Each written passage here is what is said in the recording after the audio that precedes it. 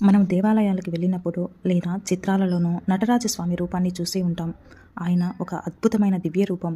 అగ్నివలయంలో ఆనంద తాండవం చేస్తూ ఒక కాలిని పైకి ఎత్తి మరొక కాలితో ఒక చిన్న మరుగుజ్జు రాక్షసుని తొక్కి నిలబడి ఉన్న ఆ దివ్య రూపం చూస్తే ప్రతి ఒక్కరి మనసులో ఒక ప్రశ్న వస్తుంది.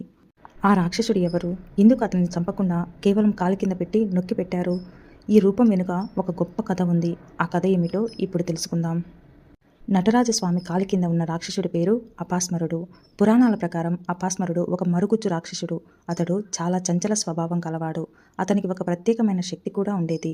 అతనిని పూర్తిగా చంపడం సాధ్యం కాదు అని చెబుతారు. అతను ప్రపంచంలో తిరుగుతూ మనుషులను అజ్ఞానంలో పడవేసి వారిని ఎప్పుడూ బాధపెడుతూ ఉండేవాడు. పురాణాల ప్రకారం చాలా కాలం క్రితం దారుకావనం అనే ఒక పవిత్రమైన అరణ్యంలో అనేక మంది మహర్షులు నివసించేవారు. వారు చాలా కాలం పాటు కఠినమైన తపస్సు చేసి గొప్ప మంత్రశక్తిని సంపాదించారు. వారి తపస్సు వల్ల ప్రకృతి శక్తులను కూడా నియంత్రించగల స్థితికి చేరుకున్నారు. కానీ కాలక్రమంలో వారి శక్తి వారిలో వినయాన్ని కాకుండా అహంకారాన్ని పెంచింది. క్రమంగా వారికి ఒక భావన వచ్చింది.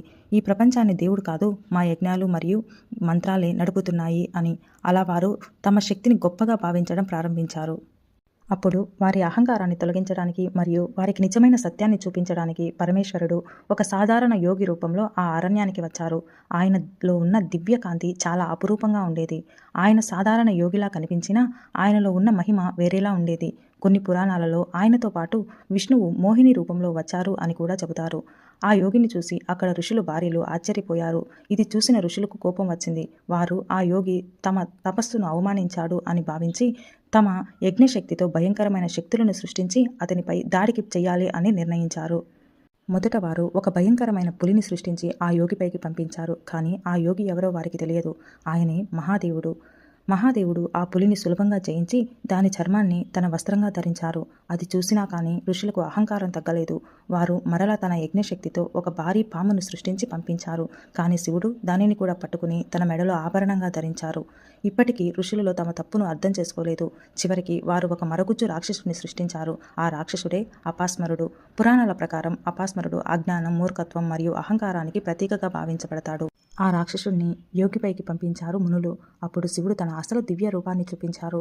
అప్పుడు ఆయన అద్భుతమైన తాండవ నృత్యాన్ని ప్రారంభించారు. అదే ఆనంద తాండవం. ఆయన తాండవంలో శివుడు అపాస్మరుణ్ణి చంపలేదు, అతనిని తన కాలి కింద నొక్కి పెట్టారు. దానికి ఒక గొప్ప అర్థం ఉంది. అజ్ఞానం పూర్తిగా నశించదు, కానీ జ్ఞానం దాన్ని ఎప్పుడూ నియంత్రించాలి అనే సత్యాన్ని ప్రపంచానికి చూపించారు. అప్పటి నుంచి ఆ తాండవ రూపమే నటరాజ రూపంగా ప్రసిద్ధి చెందింది. ఇదంతా చూసిన ఆ ఋషులు నిజం అర్థమయ్యింది. తమలో ఉన్న అహంకారం ఎంత పెద్ద తప్పో తెలుసుకున్నారు. వారు మహాదేవుని ముందు నమస్కరించి క్షమాపణలు కోరారు. నటరాజస్వామి రూపం ప్రతి భాగానికి ఒక గొప్ప అర్థం ఉంది. స్వామి చేతిలో ఉన్న డమరుకం సృష్టి ప్రారంభాన్ని సూచిస్తుంది. ప్రపంచం మొదట శబ్దంతోనే ప్రారంభమైంది అనే తత్వశాస్త్రం చెబుతుంది. మరో చేతిలో ఉన్న అగ్ని ప్రపంచ లయాన్ని సూచిస్తుంది. అంటే ఒక్కరోజు ఈ సృష్టి కూడా లయమవుతుంది అని గుర్తు చేస్తుంది. స్వామి చూపిస్తున్న అభయముద్ర భక్తులకు ఒక గొప్ప భరోసా. భయపడవద్దు, నేను ఉన్నాను అని చెప్పే ఒక సంకేతం.